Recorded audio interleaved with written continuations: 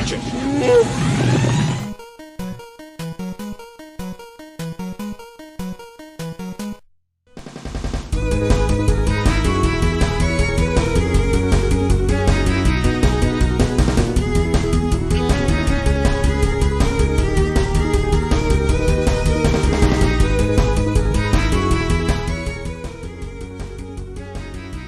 What is up, heels and babyfaces? Welcome to another live episode of the Countdown City WrestleCast.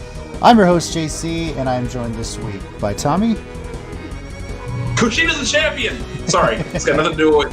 Sorry, I mean, hi. Hi, everybody. Hi. Kushina's the champion! And Mike. I'm Mike. I love wrestling, and just like Cesaro, love always wins. Boom. I was hoping you were going to put that in. I was thinking he better do it, so... Yeah, Mike was very happy, at least night one anyway, because, yes. As you no doubt have guessed, and if you're joining us, thank you very much for joining us. You've probably seen the title of the episode. We are going to be talking all about WrestleMania weekend, which is really WrestleMania week, because we're talking NXT TakeOver Stand and Deliver and WrestleMania 37. If you want to join us on Twitter, at @CCG_WrestleCast, at the very bottom of this live stream, you can see it on the screen there, right below Tommy, actually. And let's just jump right into it. If you are live, go ahead, give us a comment, let us know your thoughts. Burn, see you there. Thanks for joining us as always. We're going to talking all about what a week it was. Mike, of course, is very happy with Cesaro. We'll get into that. But let's jump a little bit more in depth into NXT TakeOver Stand and Deliver.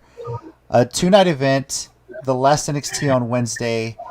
And who wants to go first? There's a lot to talk about here, but, you know. Just to kick off, I think this is one of the times where Io Shirai may have lost, but I'm not that mad about it. I mean, everyone knows me and my Joshi, so you know I love him, whatever. But props to Raquel. Yeah, she stepped up, and it wasn't and that's the thing. With NXT, even when the wins I don't want to happen, it's never because it's a bad match. I just have my favorites. So, sure. and of course.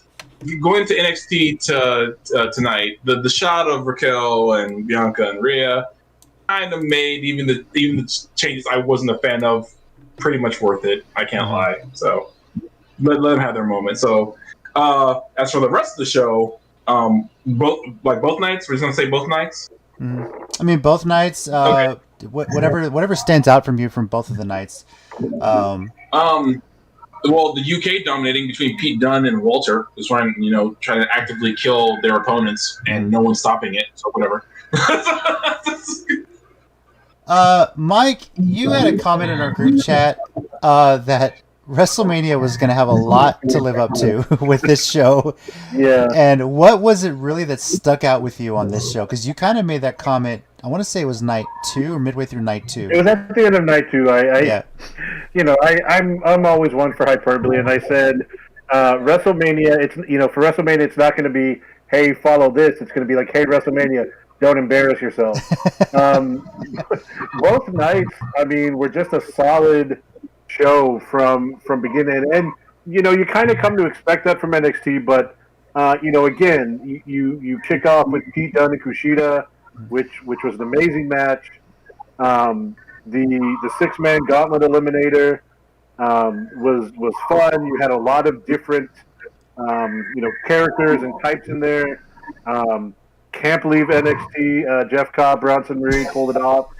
I mean, I like the guy. I really do. I know I joke about him being that, but I mean that in jest. I don't mean it as an insult. And then Walter, even though I was sure Walter was not going to lose, like Tommy said, just beating the crap out of each other, and Tommaso getting some stuff in a lot more than I thought at first, and but it was like every time Tommaso would start getting some momentum, Walter was just like nope and chop or clothesline or even like a headbutt I think once.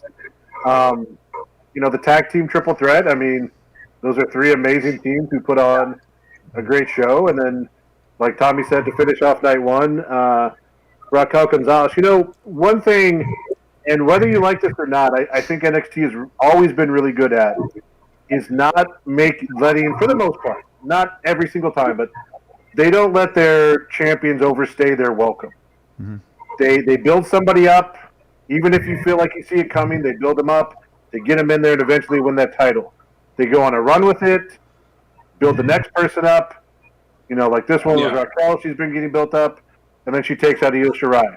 I know to some people that might seem predictable, but it's also consistently keeping things moving. And I know some champs have had long runs, but eventually they're always building someone up, and you don't get into one of those things where, for the most part, it's the same people over and over and over.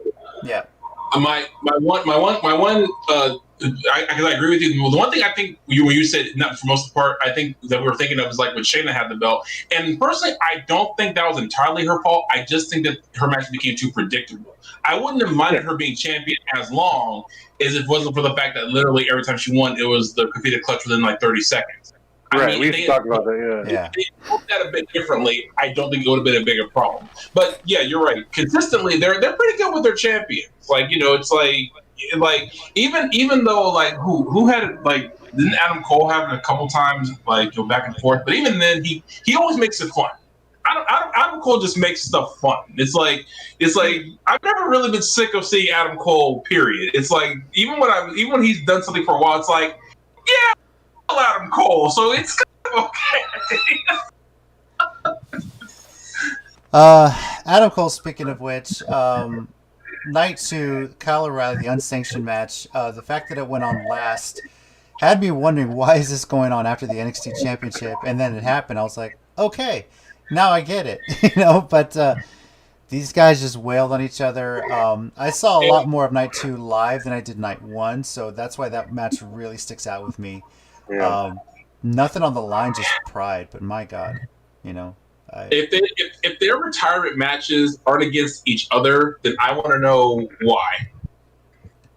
I want to know what happened in their life. Yeah, that's one at the door. I want to know like why. Like if they don't retire. I actually think they retire at the same time. They'll talk to each other. Are we retiring this year? Yeah, this is it for us. When I have a best of 7 series, sure, why not? Who cares? And they'll retire with each other. They're going to be in the retirement homes, just pretty much. I saw the Jello first, so I did. Yeah. Death match. That's all we got. Let's go. But they're going to be like, remember that time we wrestled each other in a death match? Yeah. Where? Yesterday. Like, which one? Ring of Honor, PWG, NXT. Yes. Oh yeah, I remember that time. Who won that one? You? Me? I can't remember anymore. On night 2, Mike, how excited were you to see Jordan Devlin again? Because it had been a while. I know he's one of your favorites out of the UK brand. So. Yeah, I mean, we had kind of talked about it in the preview show. Like, he's incredibly talented.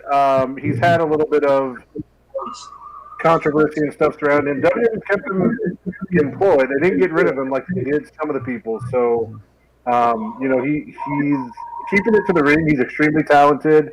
The match with Escobar was amazing. I liked Escobar's entrance. I like how he comes out with the mask and then kind of takes it off. And I was even surprised. I was kind of assuming, like, I picked Escobar, and I was kind of thinking it was not going to be a squash, but they were going to make it seem pretty, commanding his win.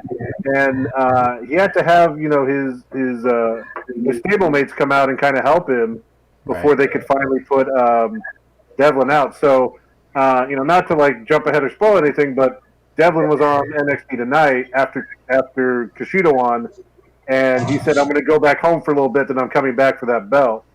So, whatever he's been involved in, they seem to, be okay with it, or not feel like it's going to cause any issue, or there's no legal case there. I don't know, but he's going back to NXT UK, so he is talented in the ring. I mean, there's no doubt about that, and he he was really on a big rise right before, the pandemic hit and the UK shut down for almost the entire year. So, we'll see what happens. But, I'm a little hesitant about all that, but, we'll see how it goes. Yeah, I like that they gave Santos Escobar the interim championship, and then they're able to finally settle it. You don't see this a lot in wrestling. It happens more in like MMA or boxing or something like that. But to them to have that option available was good. Devlin, like you said, with what has gone on, we don't know what's going on behind the scenes legally with that. That's something for them to figure out. But I think it's a good sign, the fact that they let him have a strong match, come out looking pretty damn good, regardless of losing the ladder match itself, which keeps his name out there. So I think they feel maybe strongly about whatever the legal issues are, it's going to work itself out. Right. Now, better night 1 or night 2? And I know this is a tougher decision than it will be for WrestleMania, but what do y'all think?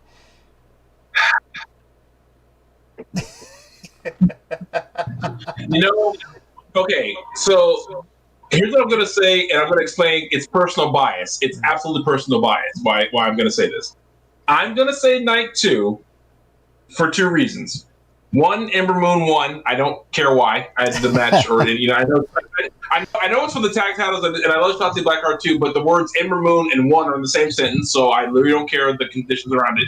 And also, the reason why O'Reilly and Cole keep happening is because I'm one of the people who never gets sick of it. So that's the reason that he's getting booked. So if everyone's wondering why are they fighting again, it's because of people like me. I keep saying yes. I'm Dr. Shirazawa and Godzilla. Let them fight.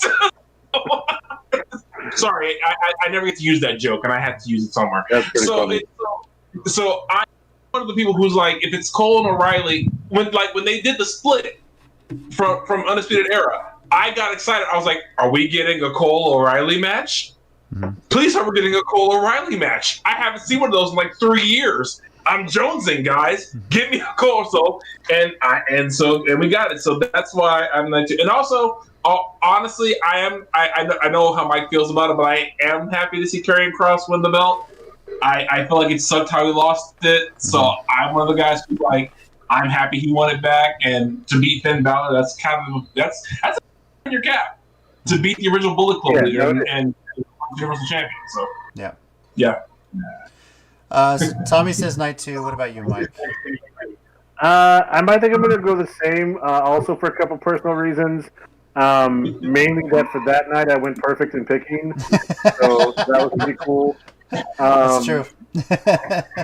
But no, I mean, in all seriousness, that I haven't seen all the other, O'Reilly Cole matches from all the different federations where they've done this. So I think I have. I believe you. Yeah.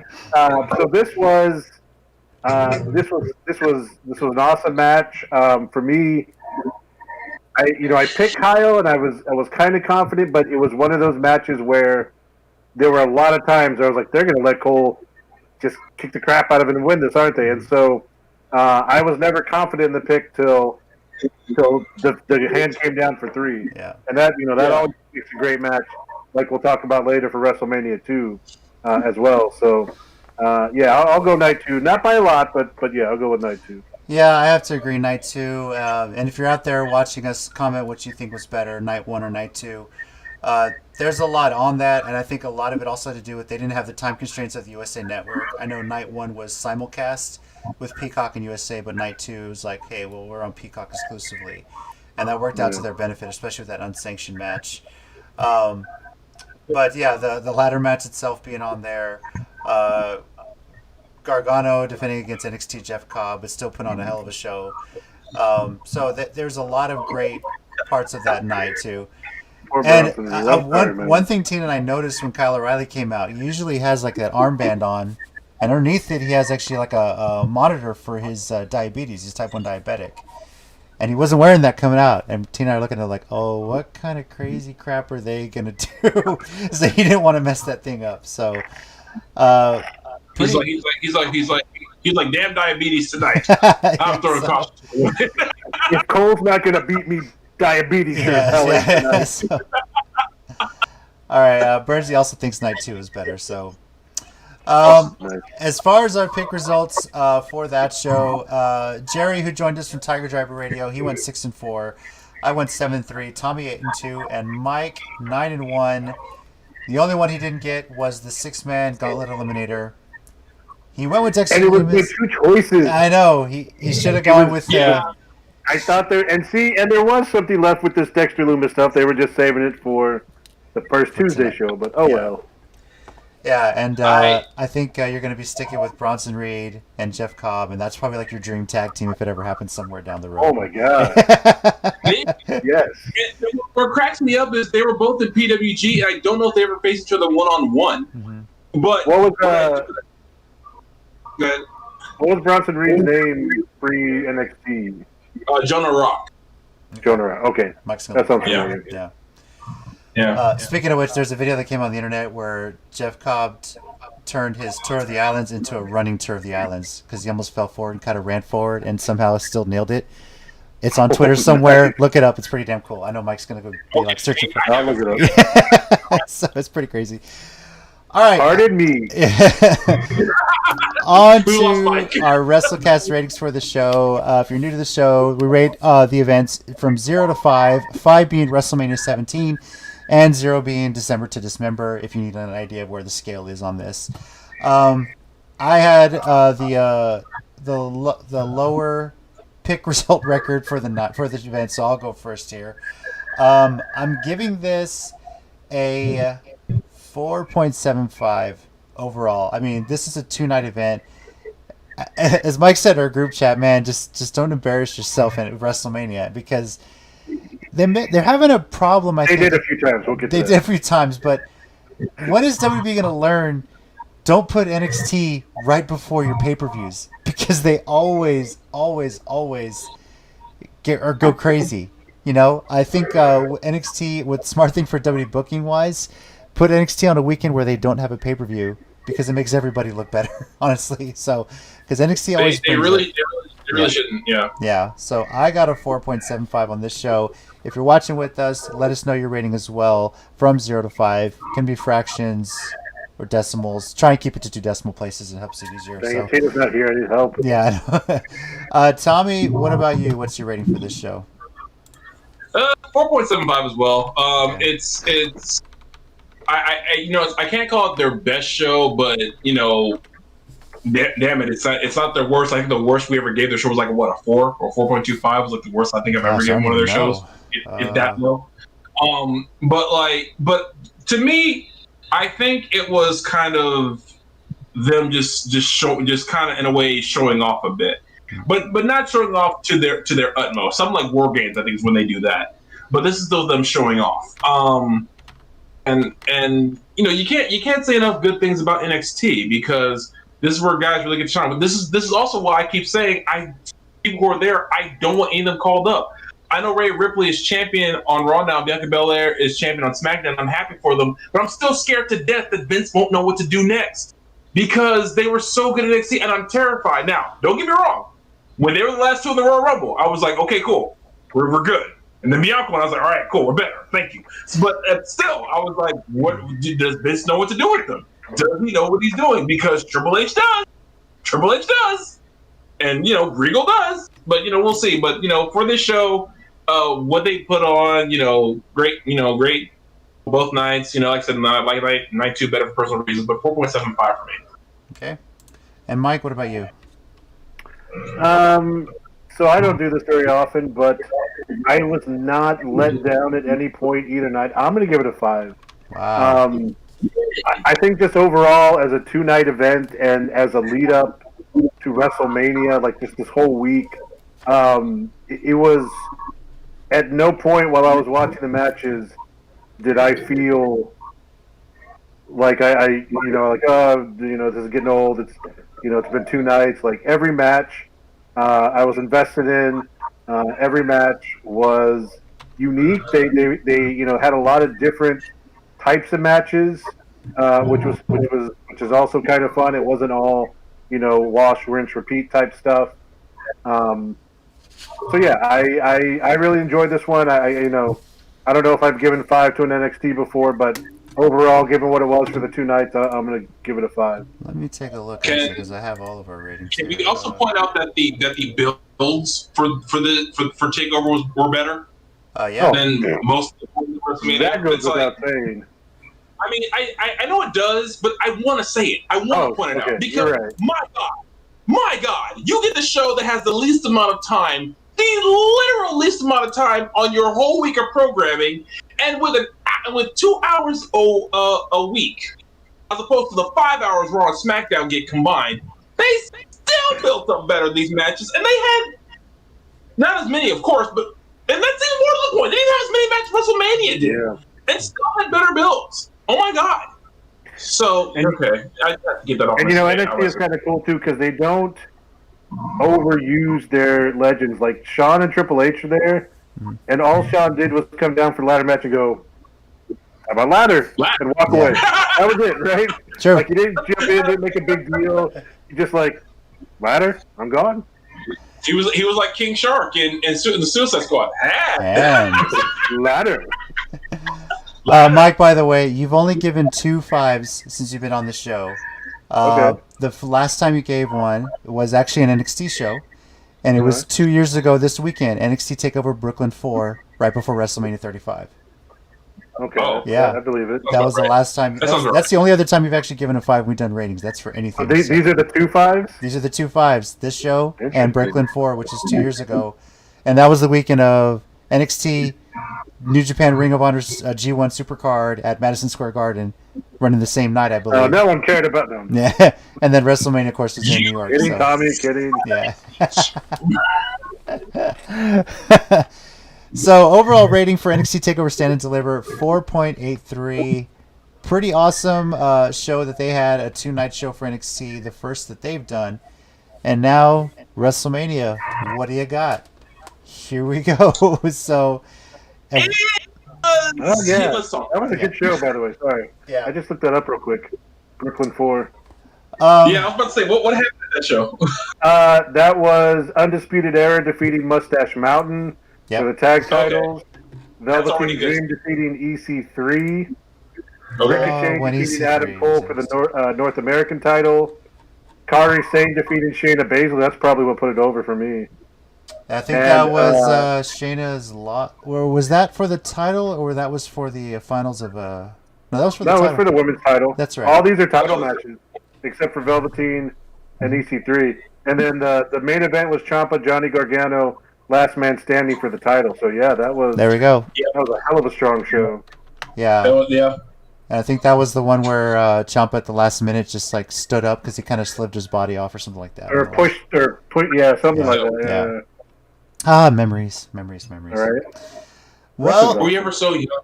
Yeah, when the fans could be full house, but we got close at WrestleMania. We had fans in the stands. Very, very cool to see that again. The show opened, first of all, an hour later than usual. I don't know if they were just trying to make sure that there was a lot more darkness when they were booking the start time for this, or we just didn't get the memo. But the pre-show actually started at 6 o'clock our time versus 5, and the main card went on at 7 o'clock. And I think it was the weather that really killed that was actually the scheduled start as it was. But then again, night 1 was delayed by 30 minutes. We got the normal opening. We got fans, all the wrestlers on the stage, fans cheering, and Vince McMahon actually making an on-screen appearance. I think they said it was for the first time in 10 years. Let me make sure I have my notes here. It was his first time in 10 years he's made an appearance on a WrestleMania show. I'm sorry, first time since 2010. So it's been 11 years since Vince McMahon made an on-screen appearance at WrestleMania. Yeah, that's right. 26 was the last time he was on screen. I completely did not realize that. Was that the Bret Hart match? Yeah, when he was WrestleMania 26. Yeah. Yeah. Because I remember that because that's when Shawn retired. I remember that. That would have been the retirement with Undertaker. Mm-hmm. So, that was the last time Vince appeared on screen, but he came back, gave a nice message to welcome all the fans back. I did think it was a little weird because usually during the pre-show, they show us what the stage is like, and they didn't give us that, so they were kind of keeping it hush-hush a little bit. Well, yeah, Burns, you said it right there. WrestleMania for about 30 minutes turned into Promo Mania. So, there was a 30-minute weather delay. It is an NFL stadium. And all these NFL stadiums, even these football stadiums, even the high school stadiums here in Texas, if there's lightning in the vicinity, they have a sensor that goes off. Everything needs to shut down for at least 30 minutes. And they have to wait 30 minutes after the last lightning strike in the area to get people back on the floor and continue what they were doing. So they had to clear the floor out and everything. But I will say this. Give me any promo in those 30 minutes that they did from anybody out there, completely ad-libbed, completely unscripted. It's better than any WrestleMania build-up that they had leading up to this event. I would say that. Okay. I mean, the one we were joking about that I kind of liked was Lashley and McIntyre. Do you remember when McIntyre's like, keep talking. Keep talking. Keep talking. No, really, keep talking. We got to kill time. No, but you're right. They all did great. I mean, yeah. Granted, most of them were the people that are just great promos to begin with. Mm-hmm. So they're just going to go out there and kill it. But, I mean, more of that. Less of these convoluted stories. And, more just let them talk. I mean, I feel like with Kevin Owens, he probably wasn't even dressed at all because he wasn't even wrestling that night. But they told him, hey, we need to kill time. I guarantee you he just threw on his T-shirt real quick and then just on the fly talked Sami Zayn. Oh, I believe it, yeah. Yeah, and it was great. See, and this is the thing. I think more wrestlers are better at talking than people think they are. Mm-hmm. It's just that Vince doesn't think that they're good at in the way he wants them to be. Which right. to play devil's advocate, I kind of get that, but at the same time, if it works, it works. And because I'm sure Kevin Owens is not his kind of talker. I'm calling it right now that he's not. But Kevin Owens gets over. Also, I think that's the thing is like when you let's say for every wrestler, I would say give them a chance. You know what? Here, hit these points, and we'll give you a shot and let you go out there without us telling you word for word to say. If you get it right, we'll let you do it more often. But let them try it. If they fail, they fail. It's kind of like the bird analogy. If you fly, you fly. If you fall, you fall. But give them a shot. I think tonight was honestly, I think that was probably made. Hopefully, that could have been the start of that tonight at WrestleMania. But Vince. Let's see. Let's hope. Now, as far as night one itself, once they got going, which by the way, I'll never get the image out of my head of Samoa Joe, and I believe it was Michael Cole in ponchos by the ringside. Yeah. So, they did get the show going. The lightning had moved past, but there was still some rain, which affected most noticeably Mandy Rose on her way down to the ring. So that ramp was not weatherproofed. AJ Styles too, but he didn't completely. Yeah, he didn't completely eat it. That's true. But it was close. Let's talk first about that opening match. Tina and Tommy thought Lashley was going to retain, and they were the only ones right on their picks here. But how about the way that went down? They kept the crowd in it. I mean, we all thought it was going to be McIntyre claiming crowning achievement, but I think they did a good job of getting the crowd going, despite the result the crowd probably didn't want. They did such an amazing job of that. And he doesn't tap or take a pin.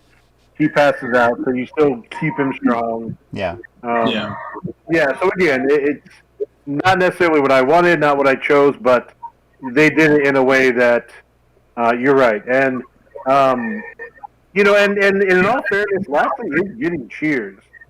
He's with what he's done to his career in the last 6 months or so, or however long it's been with the Hurt Business. People are starting to get behind him. That's how he jumped into the title picture to begin with. Right. So I thought they were going to give McIntyre because that's been the thing you've heard for the whole year to give him his chance in front of the people. But I'm not necessarily completely mad either because Lashley's a great champ. Like he's doing great with the belt. So I will say a good encounter with the two. I was happy to see that. One thing for sure is that I liked, like you said, they didn't, McIntyre didn't really lose; he just kind of passed out. But at the same time, with guys like Lashley, because like last 6 months, like you said, with his build, but also like this kind of I think continues their story from like TNA, where they both left the WWE to try to reinvent themselves, and they did, got super over there, and came back here and brought that same star power. Now, I'm not like really sad McIntyre lost. Like I would have been fine if I was wrong on this pick, but I'm not sad he lost because I think he's still got years left on his career. He's gonna get it back. And I think it's going to be like another show when they can really, really have more fans, more and more as the year goes on. And I think this was kind of like something that they both kind of needed as far as like this win-loss thing. Because I think if whenever McIntyre wins it again, even if he especially if he beats Lashley, it'll be that much sweeter. It'll kind of in a way rectify this. Right. But I remember Drew saying something. Sorry, just real quick. Yeah, go ahead. Something about because he said if they weren't the main event, if he wasn't the main event of night one, him and Lashley, he said a lot is said about being the first match because that sets the precedent for the whole show. And honestly, not a bad start. And really, aside and just how great was it? How fantastic was it to see a WWE Championship match, especially when I started the show, that did not have the name Brock Lesnar in it. How great was that? That made me feel so good. I was like, there was no Brock Lesnar in this. There is no Paul Heyman cutting a promo about it. Now, granted, I'll always take a Paul Heyman promo because they're great. But it was Bobby Lashley, Drew McIntyre for the championship starting WrestleMania. Thank you. Mm-hmm. That's all I wanted for Christmas last year, and I got it. So. And real quick, and this kind of goes along with what you just said. One thing I'd like that was always an issue with Lesnar matches is they didn't overuse finishers. And that kind of went for both nights, like in all matches. Yeah. This was the first WrestleMania in a while where they protected finishes and you didn't see a lot of kicking out of finishers, which, it's kind of become a staple of WrestleMania because it's WrestleMania. And then they just kept spreading that to like everything. And, I mean, on both sides, like McIntyre would kick out of people's finishers 2 or 3 times and, they protected them. Like, he never hit the Claymore. So Lashley didn't have to kick out of it. And he never actually got out of the hurt lock by breaking it. I thought he was going to do that, but the few times they tried to lock it in, he would get to the ropes or roll out of it, or he would never completely lock it in. So I do have to say I kind of like that, which is a change of pace for WrestleMania stuff. Maybe they'll get back to that too. That is a cool thing, So yeah. I think sometimes I think in certain intervals breaking a finisher is cool, but there's also a million other ways to do it. Like you said, like there's always the rope break. I mean, there's always the guys who hit it and like they're too close to the ropes, or like the person rolls. I love the psychology of like a seasoned vet rolling to the ropes after a finisher and like knowing that they just got hit with something hard. Like it's like they're all discombobulated, but they know where the ropes are. I've always liked that psychology. So and again with a Lesnar Goldberg-less WrestleMania, we got that this year. So. Well, you mentioned the fact that Lesnar was involved with this. Let me put it this way: this is the first time since 2012 he's not been on WrestleMania in any capacity. This was also the first WrestleMania since 2003 not to feature John Cena. And I'll go back even further. Yeah, I forgot all about that. Yeah, the first one since 1988 to not feature at least one of the following: Shawn Michaels, Triple H, or The Undertaker. 86? 88 was the first. It was the first WrestleMania since 88 that did not feature either of those three. Which was Shawn was a rocker for a lot of those. Yeah, right? Rocker, Triple H, and Undertaker. So I said in my 1 minute warning last week, I'm looking forward to this WrestleMania a lot because these are the people that have stuck with the company through this whole pandemic. Right. I mean, outside of the celebrity appearance of Bad Bunny, which we're going to talk about, because by God, that set a new bar for celebrity matches. Yeah, it did. Did it ever? That everyone else had stuck through this with all this stuff, COVID testing left and right, and paid their dues this last year. And that opening match itself, you could tell they were feeding off the fans, and that was indicative of how the night was going to go.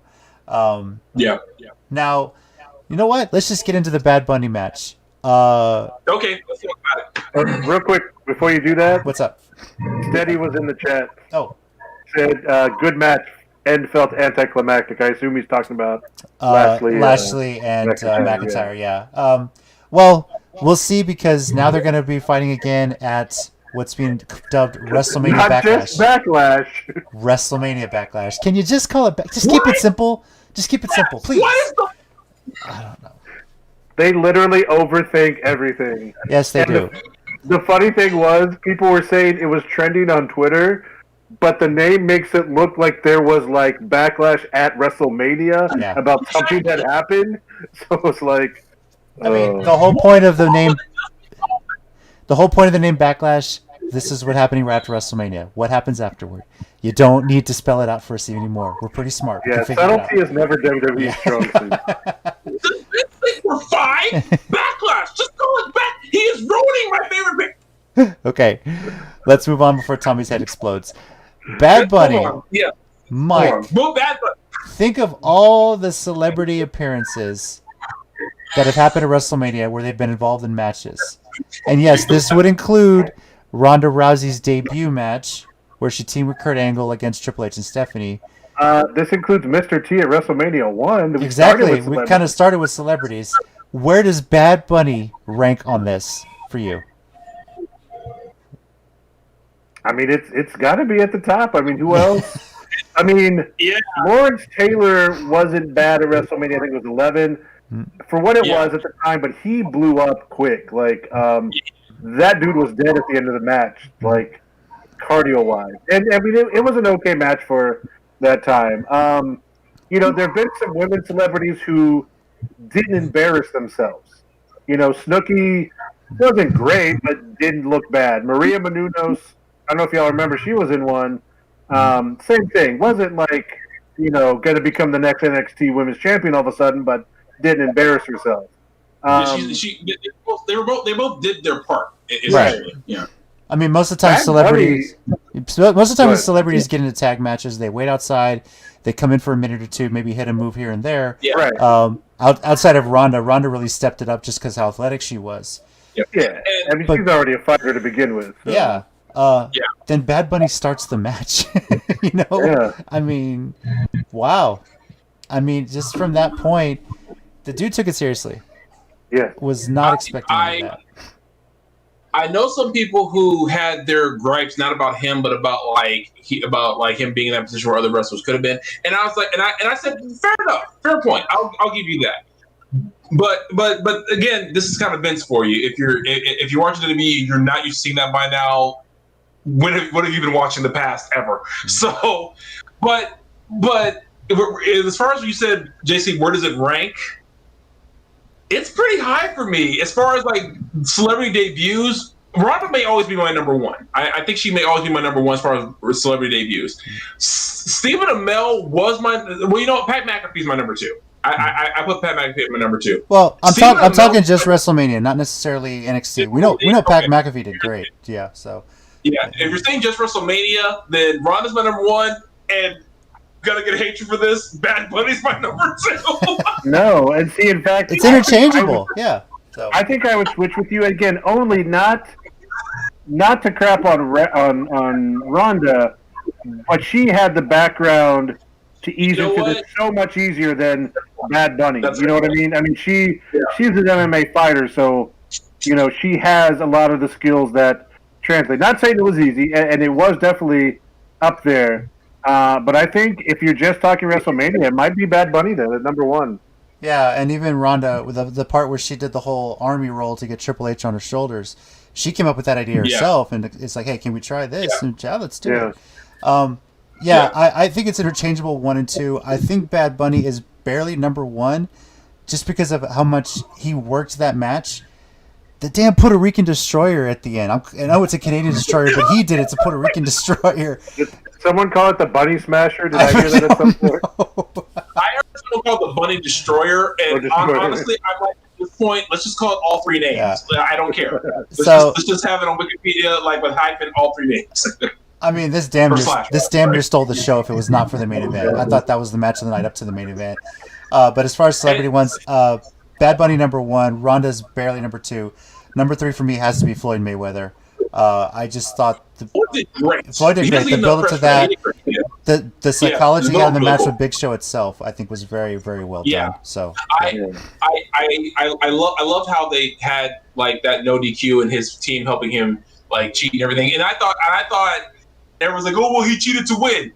Floyd Mayweather is 2 feet shorter than Big Show. What did y'all think was gonna happen?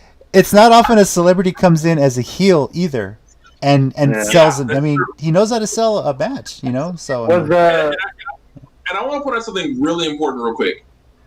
So some of the people who had the argument was like, and he beat The Miz and John Morrison. I said, okay, first of all, it's The Miz. If The Miz did not want to lose a match, pretty sure The Miz wouldn't lose a match. yeah. He's The Miz. I can't. Right now, he's one of their biggest money makers because he's everywhere, as he should be. The Miz has put in the work. He's put in the time. He should be everywhere. Props to him. If he didn't want to lose this match, money, he would not have lost this match. But The Miz does his job and makes it 10 times better than you thought it was going to be. And The Miz and Morrison, they can carry people, and they need to carry Damian Priest. He knows what he's doing. Bad Bunny went in. I'm sure that whatever training he went through with the three of them, whoever his coach was, said do this, do that, and hey, props to the guy listening. Mm-hmm. At no point did I ever think he went into business for himself. This guy did what he was supposed to do in this match. And so yeah, him and Priest won. Okay, great. The match was tons of fun. And see, that's the thing with wrestling. It's not always to be a technical wonder. As a guy who loves technical wonder matches, I also just love fun matches. But my God, I think if Bad Bunny trained for a straight year, you might be talking a little differently about him. I mean, if he doesn't, if his tour doesn't pan out, he can always just come back to wrestling. Real quick, Burnsy's on the chat saying he loved the look on Miz's face. Yes, and Damian Priest's face. Both of them's like, what happened? What just happened here? I wish we had a camera on Petey Williams. Like, not bad, I mean, because but props to John Morrison for a couple of reasons. One, selling that, doing the flip itself, and two, you're protecting a guy who's not a wrestler to make sure he doesn't jam your head into the ground. Yeah. There's a lot of trust in that move, despite the person taking it doing a lot of the work. So there's still a lot of trust in that. And I always like to imagine Petey Williams, whenever someone does it correctly, just sitting on like, my children, you do well. You do well. I would be very interested to see whose idea was it for him to do that move. But props to him. Love the commercial the next day where Triple H hands him the briefcase with the new microphone for his world tour. Great way to advertise that. Signs of the pandemic where people are starting to tour again. As far as The Miz, he's making a lot of money. Miz and Mrs. just debuted last night. Yep. His mansion is amazing. He finds a secret man cave, which is a dream. It's just hidden in the staircase. I wish I had that too. But it's pretty. Its show is entertaining. He's just pure entertainment, no matter what he does. And then I don't know exactly what happened last night on Raw. There was apparently a 2-on-1 handicap match: Miz and Morrison versus Priest. Yes. But they were in their like regular clothes, not Miz and Morrison were not in their wrestling gear. Uh-huh. And I missed something because I didn't watch the whole thing, but. At the end, Miz had his pants down around his ankles. Maurice come back, and he's just standing behind Maurice and is trolling as in. So I'll give you the context. It looked like it was something that Raw needed to be showing. It was an episode of Miz TV. Steady. Bad Bunny had a Jaden Smith Karate Kid moment. Yeah, he mentioned that last night on the Geekcast. All right, Tommy, breathe. But last night was an episode of Miz TV. They had Maurice out there to kind of promote Miz and Mrs. John Morrison was out there saying, hey, this should be our new 3-person tag team. Just call it because it's just M's. Morrison, Miz, Maurice, And Priest comes out and says, I'll take both you guys on right now. So they're in business clothes, and somehow Miz's business shirt's getting ripped up. His pants are getting ripped up. He manages to get the pin with his feet on the ropes. That's why his pants are down to his ankles, and Maurice is just trying to cover him up because it's your husband, So, and then right before they cut to the backstage, they both bite it. Yeah, like Miz falls back, and then Maurice you see her start to trip forward, and then they cut. He was in loafers, man. Those suckers are slippery, especially that. Also, one more thing in Bad Bunny's favor, at least he had been on Raw mostly every week leading up to this, unlike some people. Anyway, he was promoting it very well. I mean, from the Rumble on to this, he did a really good job. I think he sells a T-shirt on the shop too with his dive. But I wouldn't doubt if they have some sort of like a T-shirt with his Puerto Rican destroyer as well on somewhere on WWE shop. Let that be a shirt. That's what I want. Before we get into the main event, are there any other matches for you guys that stood out? I think I already know. Oh yeah, of one course. from Mike. There's two things. Yeah, go ahead. Real quick, the steel cage match, a lot better than I was expecting because I wasn't really into this match, and I was just expecting something that eventually would lead to Shane taking a big bump, which he did. And this one, honestly, to me, is one of his crazier ones because I saw the show last night, and I know JC, you talked about when we saw him jump off Hell in the Cell, but I will promise you to no end, there was a crash pad under that, or a deflating thing under the table. Not that that makes it 100% better, but he did a swanton from the top of the cage just onto the ring, like Jeff Hardy style. And he's like 50-something, so props for that. Like, he's getting to that point where his character annoys me. There's a lot of these people right now that, like, they just keep bringing out their characters I just can't stand, but, props to him for that. And then, of course, Cesaro and Seth. I mean, what can I say about that? In all seriousness, props to Seth. Because he brought it. He obviously he played his part in making Cesaro look amazing, and Cesaro took it and ran. The swing stuff was fun.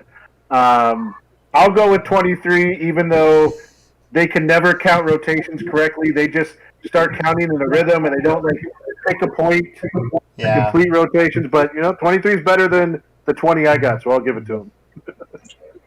But they're just rounding up by 3. It's like a rule of 3 with Cesaro swings, right? Just add 3. Yeah. Honestly, with Cesaro and Seth, man, I'm just happy. I'm happy that he won, and B, that they got to have the match that they did. Those two could easily have a shut it down classic anytime, and I'm glad they had one like that for WrestleMania. Yeah, hopefully this is the start of something, and I said it. Mike, by the way, it was great to watch WrestleMania with you again, live in person. Saturday was fun. That was fully awesome. Vaccinated. We got together for night 1. I kind of laugh about Sunday, though, because one of the things I told you was like, man, because the whole Sunday morning I was reading they expect thunderstorms worse than Saturday night, like. And I was like, so, dude, if they run this late, it's getting, Sunday night, I didn't want to be over there till 11 or 12. Yeah. Ran perfectly. Like, never got delayed. Got lucky. Got lucky. But one final note on night 1, before we get to the main event of night 1, congrats to AJ Styles, now a Grand Slam champion. Finally won a tag team championship with Osmosis. Yeah, that's pretty cool. Yeah. Now, and Billy Kay got a match, so don't forget that. Billy Kay got a match as well. Yes. Billy Kay got a match. Now, Sasha Banks and Bianca Belair, arguably, in my opinion, the match of the entire weekend, NXT included. I'm just going to say it. This moment was huge. We talked about how historic it was. 2 women of color going one-on-one to main event a night of WrestleMania. The tributes in the outfits themselves. Sasha's hair, a tribute to Naomi, and the cross is a tribute to Alicia Fox. Bianca Belair, who makes a lot of her own gear, had a lot of a jazz-inspired look to it as well. But that was very, very important to see. Bianca tearing up as it started. That she was in a main event within her rookie year, essentially, out of NXT. And to be in front of a crowd and to be in this position, amazing. And I have so many... The way the psychology was of this match, the way it flowed, the way it entirely made sense, reminded me so much of Sasha and Bayley at NXT TakeOver Brooklyn. I think it was the very first one where Bayley finally won the championship. How everything just made total sense. But God, Bianca was just on display too. Her strength, her speed, her athleticism. Wow. So this goes back to what I said before. If the terrible booking gives us a great match, I can forgive it. The booking was terrible with this, but damn it, I have to forgive it because. Yeah, but and you know what? Yeah, go ahead, Mike.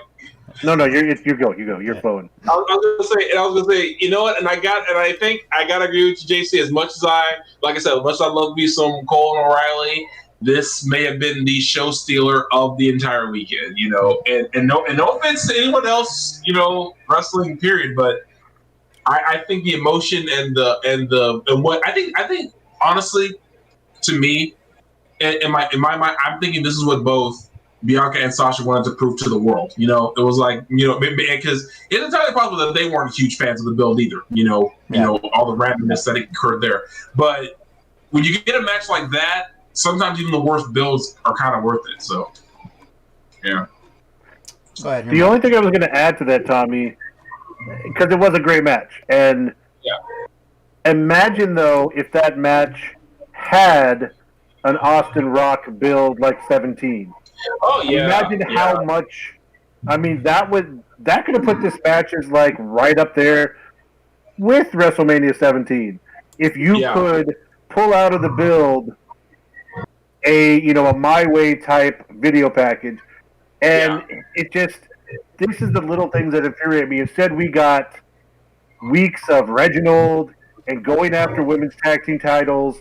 And again, I think we talk about this a lot.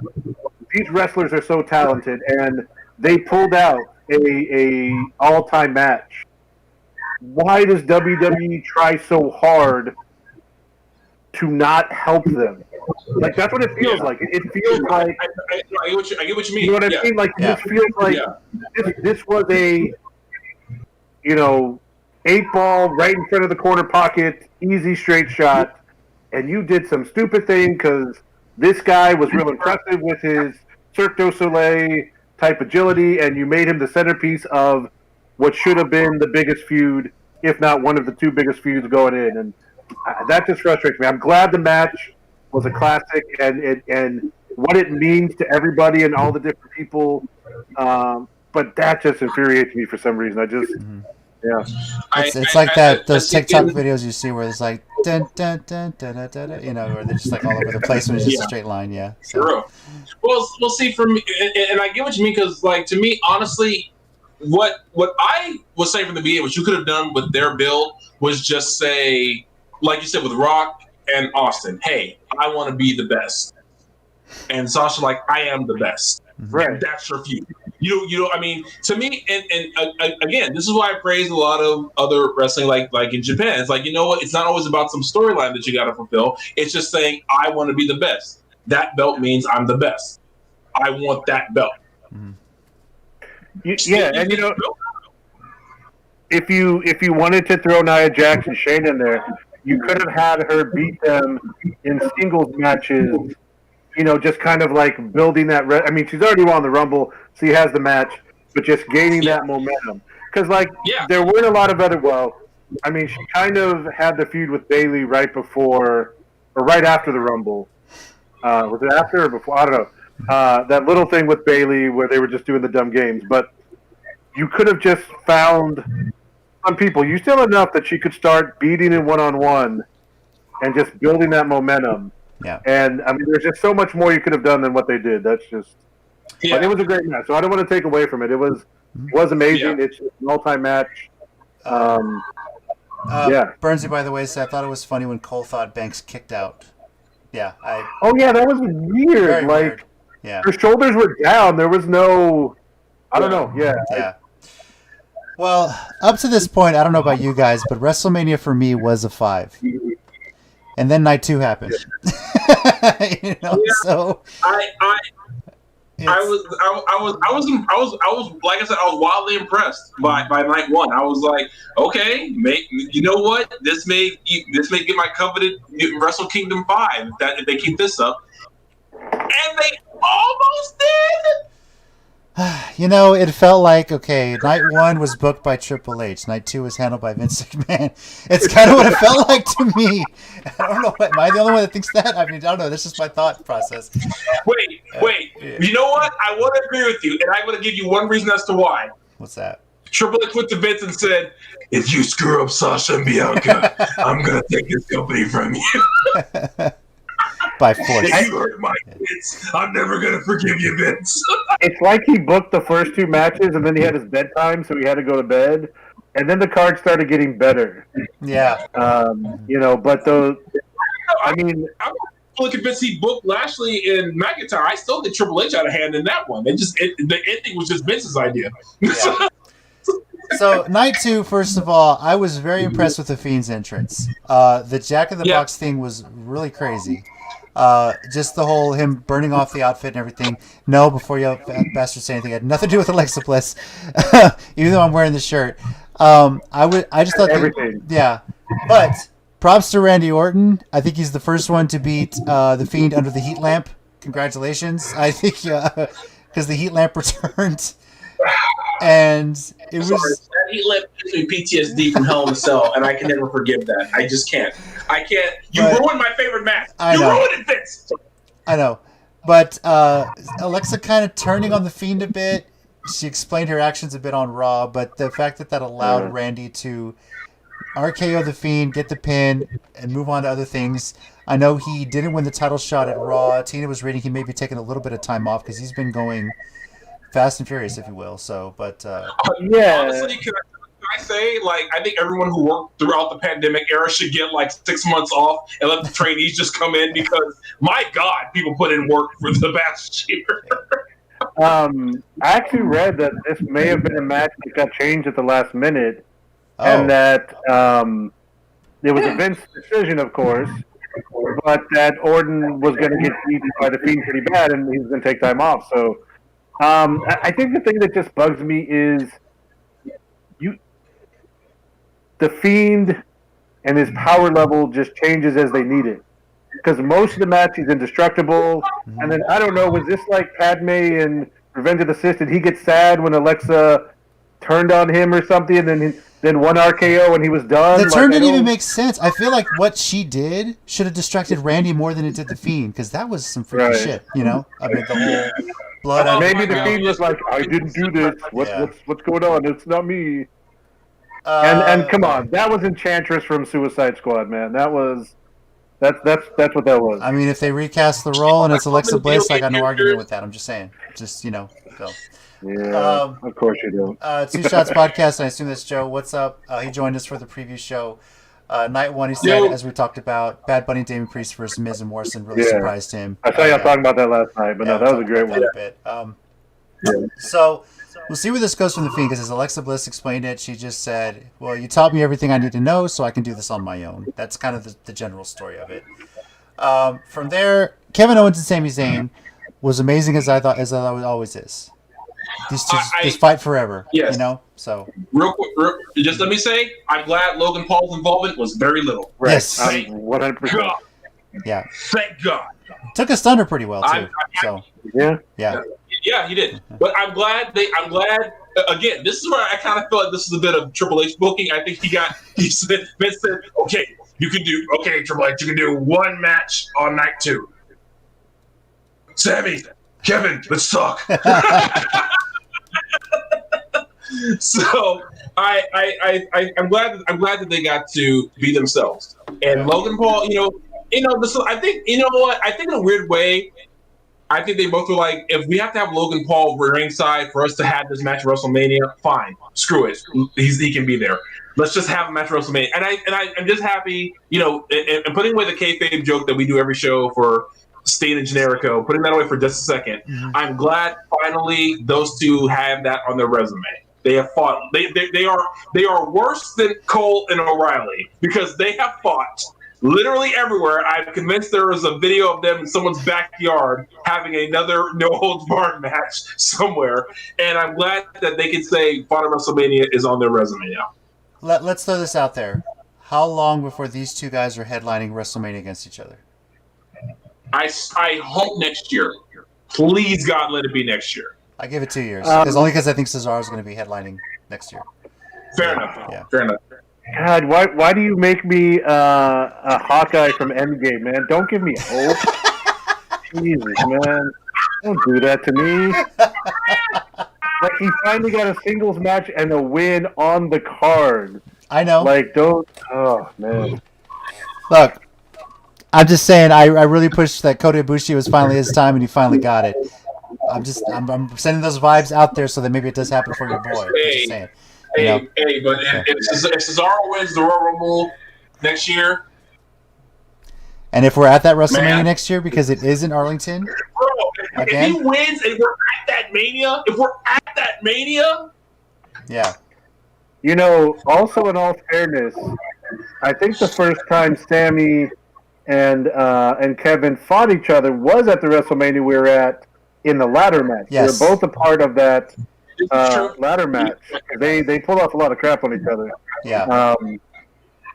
I was going to face each other. Like, man, now Cesaro doesn't do this. I'm going to throw myself off Vormir. Just kidding. It's a joke. It's a Marvel joke. That's all. All right. Soulstone, if nothing else. So before we talk about the Raw Women's Championship and the main event, what other matches stuck out for you guys, if any, from night 2? Because the rest were kind of in limbo a bit, you know. So yeah, the women's tag match, I just don't understand why Jackson Baszler is still champs at this point. The fans were actually behind Natty and Tamina, which. Yeah. You know, for Natty, it kind of comes and goes, and Tamina just hasn't been around as much for several years now. It would have been perfect. Perfect time to put them on, get another nice moment for the crowd. You know, I don't understand that one. Big E and Apollo was a good match.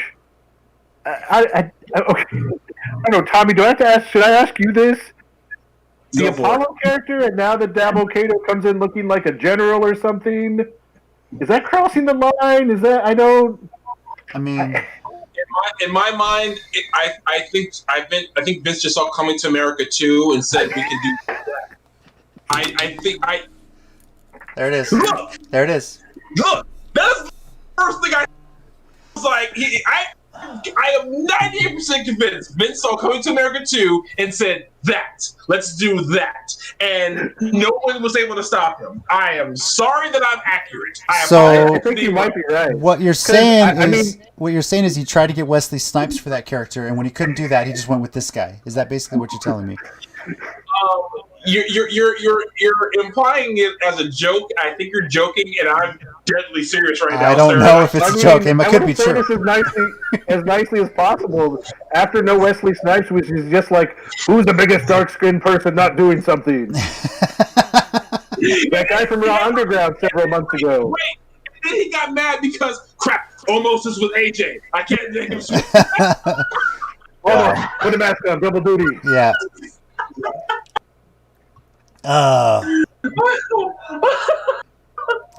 Let's see where this goes. And now apparently Disruption is involved with the Hurt Business too. So I mean, yeah. Although I did like Sheamus's bro kick on Riddle mid flip. That was cool. So, but why Disruption with Hurt Business? What was the point of getting rid of? Going back to the build, there was no point to break them up. Yeah, no point at all. None at all. Made no sense. It was like one of the Iconics. What was the point of that? It's done nothing. I agree, 100%. Like why are you getting away from what's working? That's the issue there. Yeah. Sheamus and Riddle just briefly mentioned. My wife was super happy that Sheamus won. She hates Riddle with all passion. We all know. Now let's talk Raw Women's Championship. We all picked Rhea Ripley. We're all happy to see it happen. I'm very happy though that Asuka didn't go out squashed. We were all afraid that was going to happen to her. And put up a fight, hell of a fight. Even got a rematch on Raw until Cruella DeVille, Charlotte Flair came in and just kind of destroyed that. Okay, real quick. I know, Bernsey, that's Vince for you. That's completion for everything. Wait, real quick. This completely negates that thing she said on Twitter or whatever about getting title shots out of nowhere. This completely negates her saying that. When she said, well, other people get title shots, no one says anything. And I almost agreed with her. But that happened? No, sweetheart. You completely negated your own argument because that makes no sense. None whatsoever. And this is a Charlotte fan. Did not like that at all. I am not all a fan of that. Not one bit.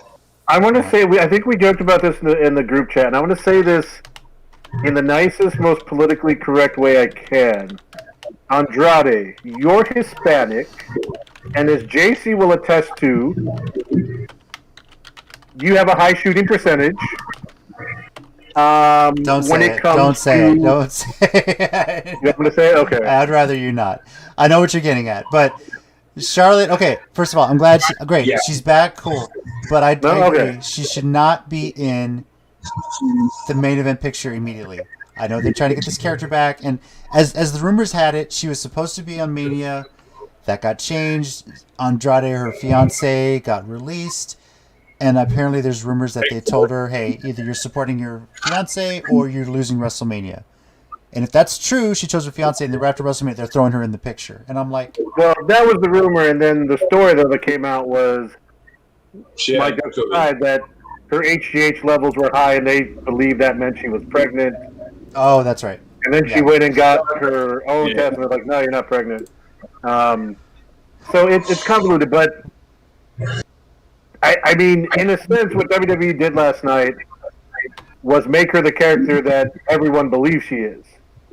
Because this is exactly what the entire internet is tired of, and WWE just turned right into it. And, you know, like, they show her as 12-time women's champion. And, like, 8 of those were in, like, a 2-month span. Because they just kept going back and forth with her and Sasha, and that was even I still love the time that the New Day was coming out, and Big E made some joke about she's going to be like 30-time champion by the end of the week or something. Yeah.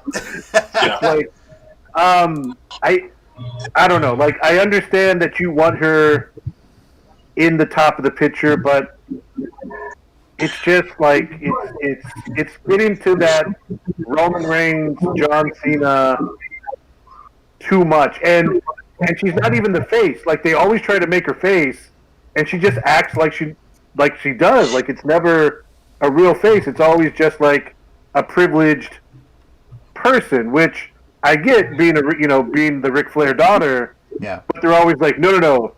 You know, I'm not Ric Flair's daughter. Ric Flair's like, Charlotte is. You know, I'm her dad. Like, she's the important one. But everything she does. Yeah, in Flair's image. I mean, in Rick's image. So if she didn't come out with the robe and literally a remix of his music, she can make that claim.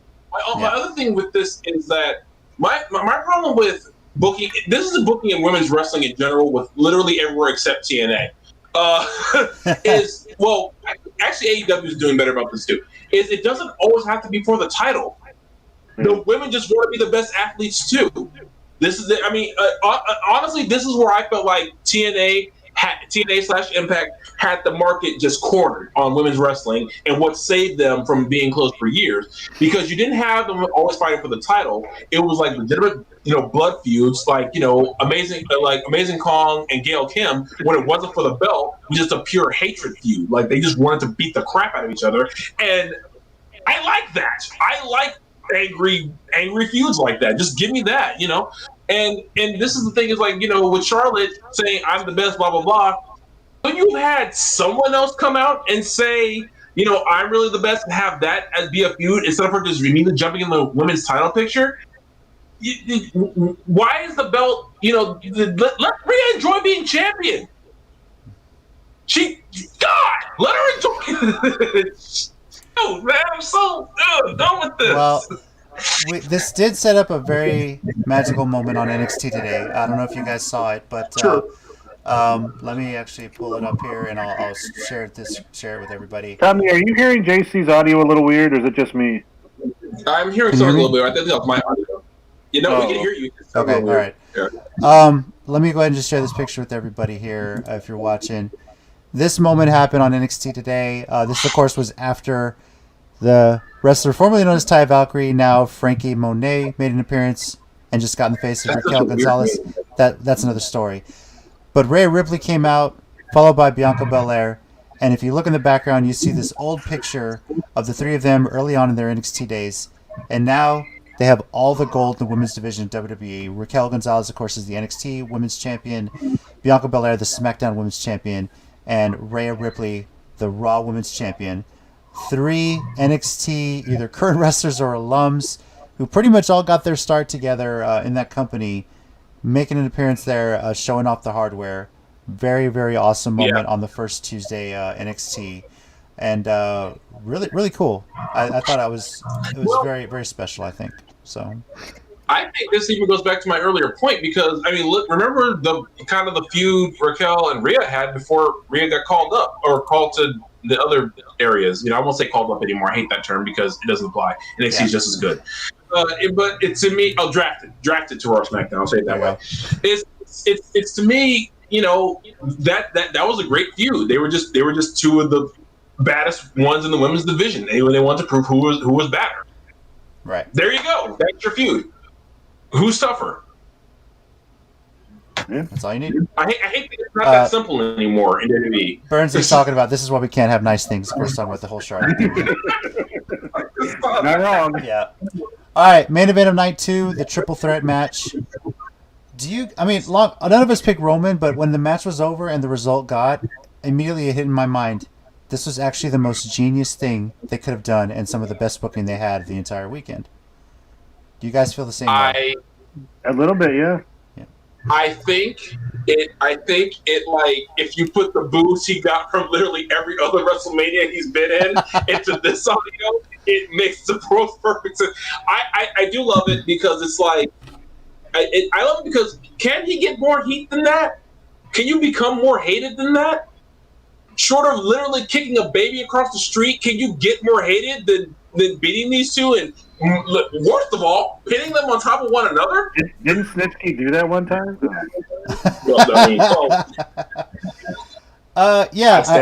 Are you guys of the sentiment for so long fans hated Roman when he was supposed to be a face? They were tired of it. It was like Cena getting shoved down our throats. We're tired of seeing this. We wanted something else. We wanted something better. He's the flap jacket. I said it for years. I can't take the guy seriously as a wrestler if he's wearing the stupid bulletproof vest. It makes no sense, you know. Fine, he's got the Shield music, whatever. But now he's come back as a heel with some new teeth, without the flap jacket. I can take the guy seriously, and he's finally working in front of fans who have the chance to still boo him, still hate him. And it's okay. It's what WWE wants. And they even said in the promos, this is probably Edge and Daniel Bryan's last WrestleManias for them to go out both on their backs, for Roman Reigns to be this top heel and have everyone hate him, and to get the pin on both of them like that, in the long run, was the most genius thing they could have done for his character. It makes him look like an unstoppable heel that when finally somebody does beat him, and it won't be in a random way like New Japan with Will Ospreay beating Kota Ibushi, but that's another story. When someone finally does beat Roman, it's going to mean something. Yeah. And what if it's what if it's Cesaro next year at Mania at this point? What if that build-up is... I'm sorry, Mike, I'm going to keep saying it. But what if that's the build-up? Roman holds the belt until then, and Cesaro pulls it off. It's going to mean that much more. Yeah, and you know what? It's funny you say that now because looking back, when he first started this run, we were like, he's going to do this for a while. Like, he's going to take this. No one's going to touch him. And he had great matches, but then, Edge comes back, wins the Rumble, and you kind of get invested in that. And then Daniel Bryan does Daniel Bryan things and gets himself into this match, and you're like, you know what? I think Daniel Bryan can do it. And you get yourself invested so much in these stories, of Edge and Daniel Bryan, you kind of forget what Roman was doing the whole time. And they showed little weaknesses in Roman here and there, right? But he was always able to cover it up. Or what happened to WrestleMania, Uso was always there to help him cover it up. And it's like I was kind of disappointed in the moment, but I was like, God dang it, he's sitting there, he's at the end of the night, back in front of people, and he's a bigger heel than he's ever been. And it's like, yeah, I think you're right. And it's even more special now that they may not have fans back in the stands until SummerSlam at this point. Right. Imagine all the build they can have. People are going to boo him mercilessly then. Steady. I'm sorry, real quick comment. Steady. Villain Roman is great, but I still wouldn't have wasted a moment by not having Edge winning the title at WrestleMania. I kind of get that. I kind of get that, but I think for Edge and Daniel Bryan, the fact that they were in this position, main eventing WrestleMania, after being told their careers were long over, there's no way they're ever going to wrestle again. I think for them, that's a victory in its own, for them to do what they did. I also think it's just cool for both of them to still say we were main event of WrestleMania more than twice for both of them, I think. Yeah, well, twice for Daniel Bryan for sure. Yeah. Edge, of course. I think this is like 2 or 3 times now, right? Yeah, one was Undertaker for sure. Yeah. Sure, the other ones. But to me, it's also them giving the feather in the cap to Roman as well. You know, saying he. But to me, what this feels like to me? It feels like the end of Avengers: Infinity War, and like Roman just looked at them. You should have gone for the head. Hey, Steady. If you don't like that ending, why don't you start a release the Edge cut hashtag, and maybe in 6 years they'll redo it. I'm not doing That's right. This is a WrestleCast. Boom. Release the Triple H cut. Is that what you're thinking? Or oh my gosh. Also, Edge going crazy didn't work as well as they wanted to. It's Jamie Lannister's reverse arc all over again. He said, yeah. So, I mean, Edge, the whole going Edge crazy. That's always been a thing for him. So, yeah. I froze a bit. I mean, I was okay with that because that's how good he is. Mm-hmm. You know, people forget, and I think there's also a little bit of a younger generation because that was 9 years ago when he retired. So, on top of that, you're talking 10 to 13 years when he was in his real rated R run. Because toward the end, he was even kind of becoming a face again with Christian and stuff, So there's kind of a generation probably that knows about him and seen some of the stuff, but they don't realize, like that promo he had on SmackDown, good Lord, if you hadn't seen it, go watch that. Like that is like Mick Foley level of going to that dark place, which he used to always be so good at.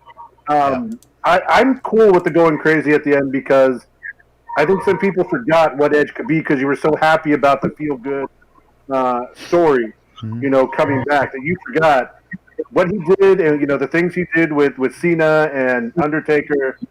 Like that guy is a top level, definitely. For He sure. said LOL.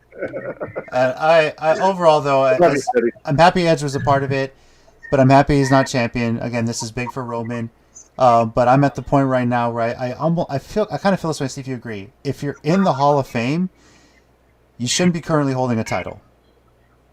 But it's such a special. I get what you're saying. Yeah. But it's also such a special situation. Mm-hmm. Because they inducted him because they thought his career was over. Right. Yeah. And if Ric Flair comes back again, and they decide to put a title, or one of the NWO members, Hogan of all people, that's one thing. I get what you're saying, but it's kind of a special case because he never thought he was coming back. Right. I wouldn't have minded. Like I picked him, I wouldn't have minded. I think it would have been a great story too. But in the bigger picture, I also get why what they did is pretty brilliant too. Like I said, I really was not sure, and I would not have been surprised by any three of them winning that. That's how good their re-up at least was, unlike the majority of the other matches. Yeah, I agree. Cement Roman's heel persona by having Edge win and Roman taking his frustrations out on him afterwards. Maybe. I think Steady just really wanted Edge to win. He's probably a long time Edge head. Honestly, at this point, I think Roman's heel persona is pretty much cemented. I think the second he started this Tribal Chief stuff, I was like, that was so believable. The first time he started talking like that, I was like, damn, I buy it immediately. I'm not planning to invite him for Thanksgiving because at my Thanksgiving I like to be the head of the table, but that's just me. So, all right. As far as our pick results, I'll say real quickly, night 1 or night 2. I think this is obvious. Night 1 was better. Can we all agree with that? Definitely. Yeah. I think everyone in the chat would agree with that as well. Match of the event. I already said it. Sasha and Bianca Belair. Is that the same for you guys? Do you think that was the match of the whole event, or do you guys have a different pick? That's mine. Yeah. I mean, I think the night 2 main event was up there, but I'm not going to pick against it. Sasha Bianca was a great match. And one last thing before we move on to getting rid of that. God dang you! I know you put Bayley on both nights, and she was incredible. But how dare you give the Bellas that whatever it was and make her push her down the ramp? Yeah. How dare you, WWE? Let's hope that's the How last dare time you. we see the Bellas. Please. I okay. Yeah. Real quick before we go on. Real quick. Look, you know what? Screw it. I'm gonna say it. She carried the company. Mm-hmm. Yes. She carried the company. She's I love insane. Drew. I love Roman. I love them. They're great. Bayley carried the company. Through the pandemic era, Bayley was must-see TV, baby. And I know. I know. It is what it is. And maybe she'll be there next year. One final thing that I love the use of the drones. I know they had the whole augmented reality there, but the way the drones in the sky, Sasha Banks' sunglasses during her entrance, let me in spelled out with the drones. This thing had a WrestleMania despite all the weather. It still had all the pyro and everything. I did enjoy Bayley saying, "Somebody hit my pyro," and it going off, and she's just all excited. At least we got that Bayley moment. Bayley got a pyro, and she wasn't even in a match. Come on. This is true. I mean, Ding dong, hello, as Bernsey let's be says. honest. She should have been a host. Oh, yeah. With all due respect to Titus and no due respect to Hulk Hogan,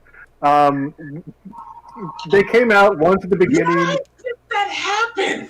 And look, was it just me, or was Titus not looking at Hogan the whole time?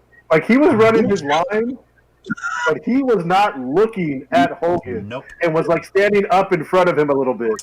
That's all I'm saying. Let's be honest. I know Titus won the Warrior Award for 2020 Hall of Fame, but he probably should win it again for having the courage to go out and host with Hulk Hogan.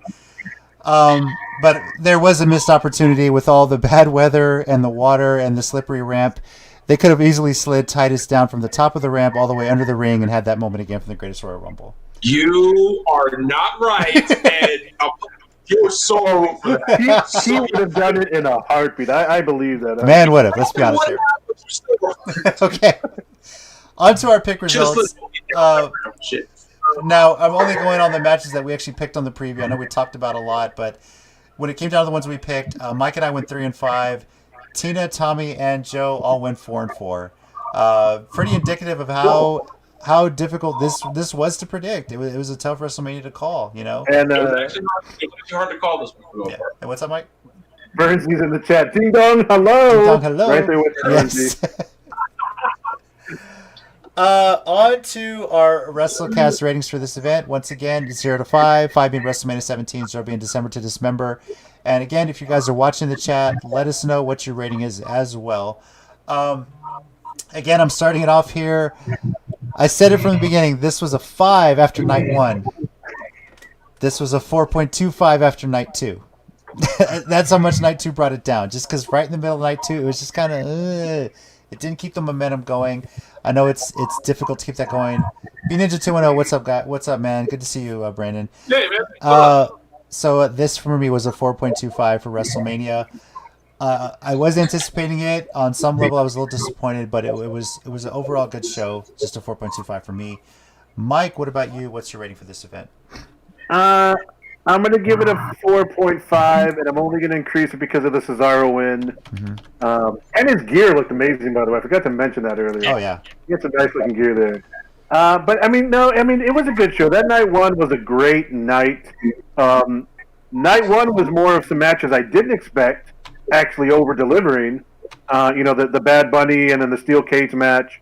The Women's Turmoil match even was, maybe the lowest of all of them, and it wasn't horrible. You got Billy Kay in there, which is always going to pop me.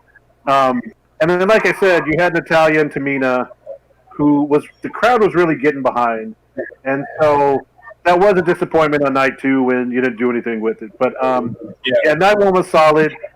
Kevin Owens and Sammy kind of started night 2 back on a better track. And it was a solid, the triple threat was as good as any other match that weekend. So, definitely not as high as it could have been after night 1, but I'll go 4.5. All right. And let's see. SA Great 114, night one, give it a 6 for night one, right? Yeah. I mean, Fair enough. broke the scale. Yeah, Dave Meltzer going up here. Yeah. Tommy, what's your rating for WrestleMania 37? I will give it overall 4.5. Like you said, if night one was a 5 for me, I think if they had changed just a little bit of things on night 2, it would have been higher. But to me, I can't go lower than 4.5 because on night 2, the things we got, Owens and Zayn, we got Ripley and Asuka not being a squash, thank God, and we got the triple threat. It's like the things that were not great were overshadowed to me by the things that absolutely worked with the Owens and Zayn, the Raw Women's title, and the Universal title.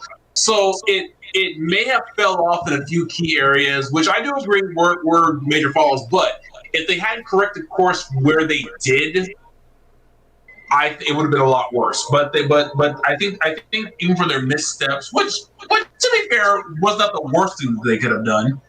We've seen the worst WrestleManias ever at level 27, but it wasn't as terrible. So yeah, 4.5 for me. Right. We got some more in the chat going on there. We sure do. SA Great One is actually Manny from the Goods podcast. He was actually on our show pre-pandemic. I think we were talking Survivor Series. Great One been wondering, like, what's the point? Good to see you, Manny. B Ninja not impressed. Yeah, B Ninja 3.75 out of 5 for both nights combined. Bianca Sasha was match of the weekend. Second was Cesaro Rollins, and then Kevin Owens and Sami Zayn for him. Manny, night 2 was a 4 rating. The main event, the KO match, was a good thing.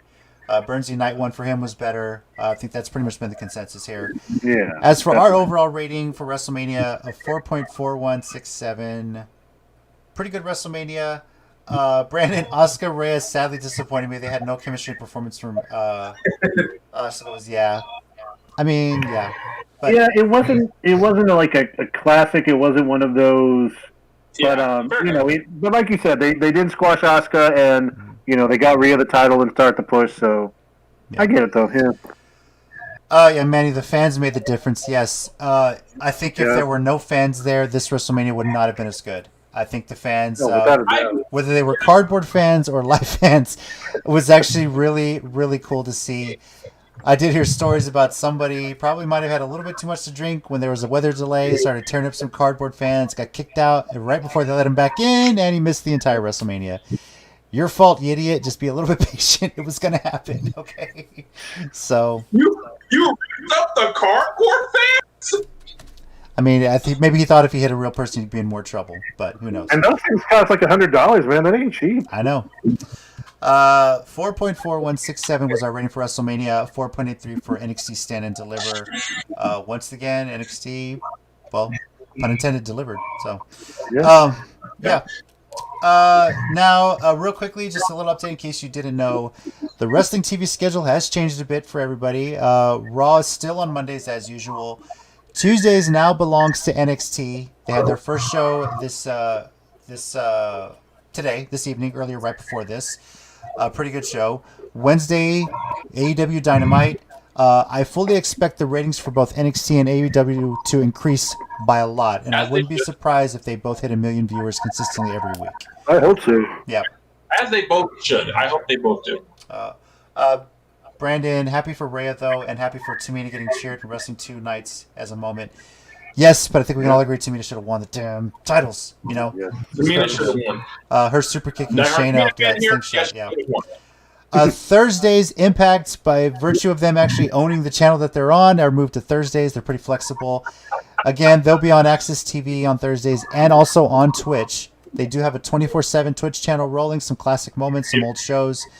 And they show their actual weekly show live on there, and it's pretty cool. You can jump in. If you subscribe, you can chat along with them. And then, of course, Friday is SmackDown. So, wait, and typically the weekend is Ring of Honor. They're usually on Saturday or Sunday for their hour block, and their 500th episodes coming up. Oh, nice. Yeah. Manny asked, "Do you buy that hockey was the reason USA moved to NXT?" No. Let's be honest here. Ever since NXT debuted on Wednesdays, and the plan might have been for them to be on TV, but they put it on Wednesdays for the sole purpose of taking ratings away from AEW.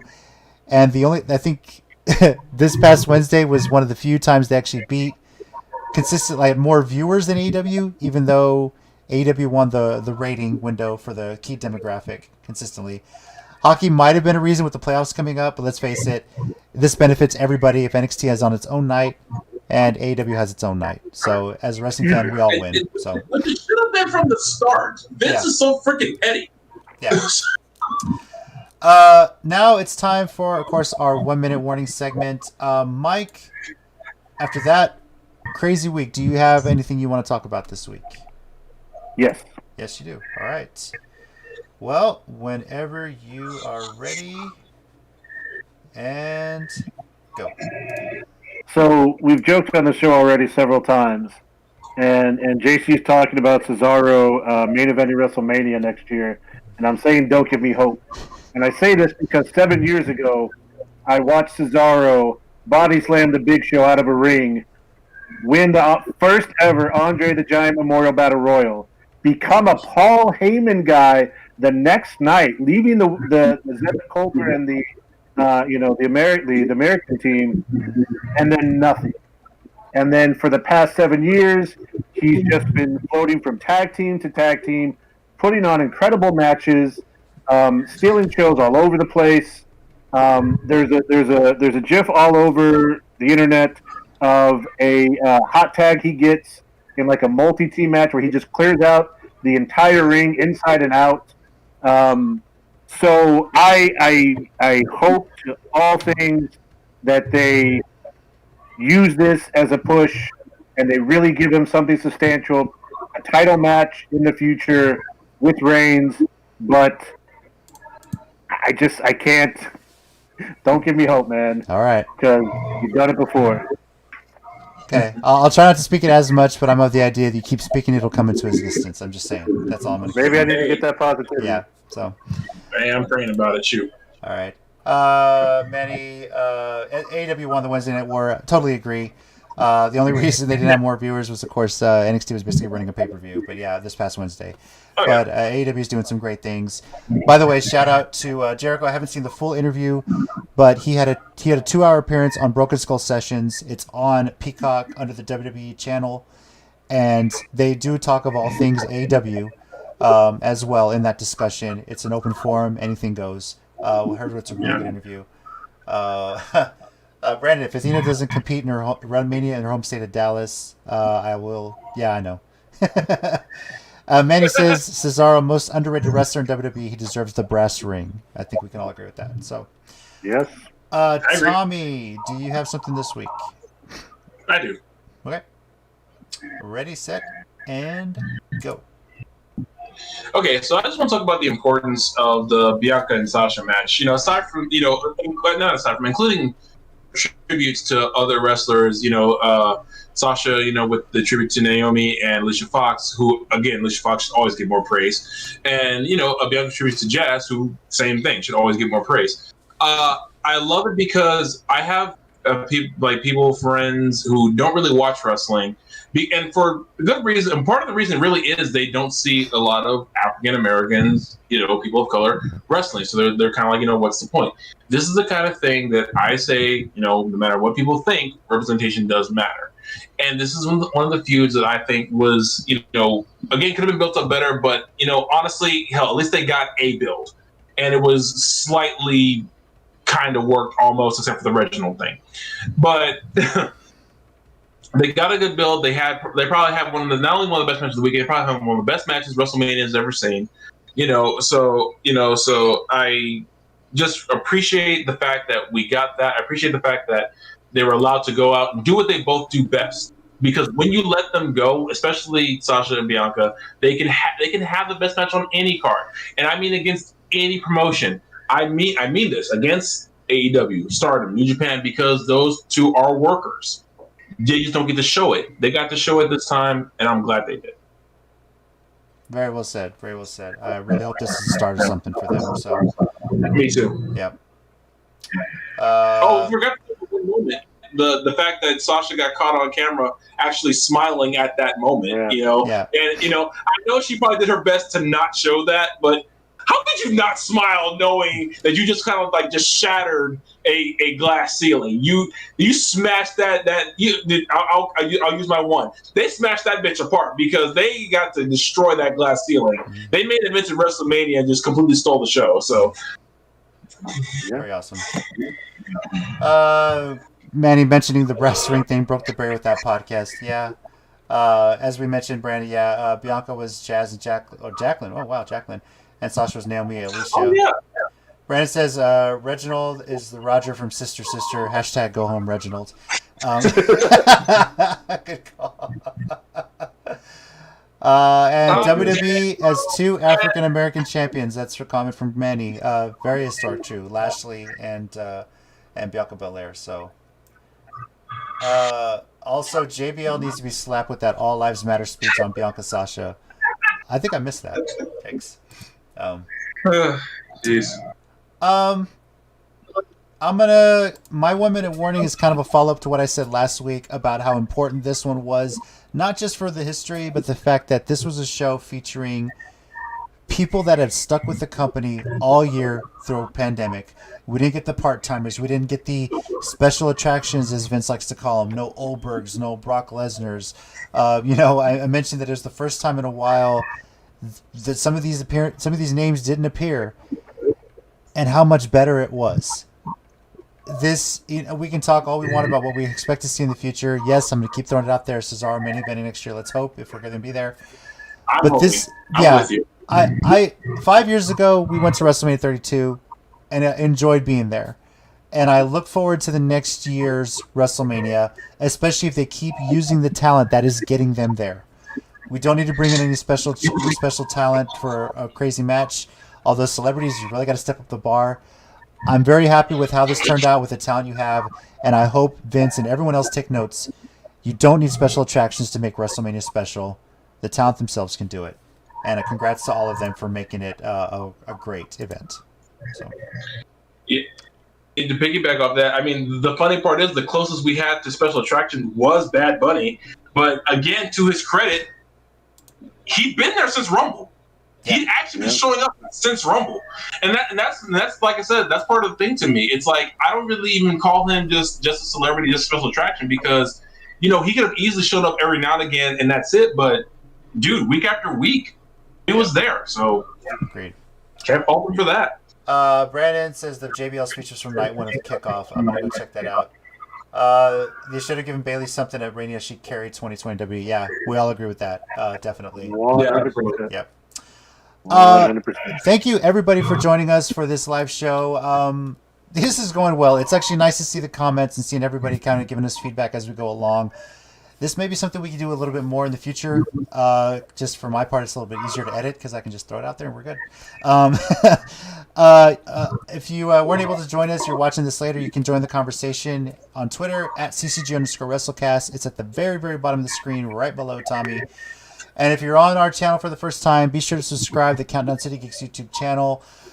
We record or go live on the WrestleCast every Tuesday, and our Geekcast goes live every Monday, for the most part, sometimes Sunday, it just depends. Manny, better debut, Rousey or Bad Bunny. That was kind of back and forth between us here. I said Bad Bunny, Tommy says Rousey, I think Mike said Bad Bunny, correct? It's close, but I'm going to go Bunny simply because he doesn't have the background Rousey did to kind of transition into this. Real close, but... Honestly, and like I said, I still say Rousey, but that's a point I can see. Like you're right that he doesn't have that background. He did amazingly despite that.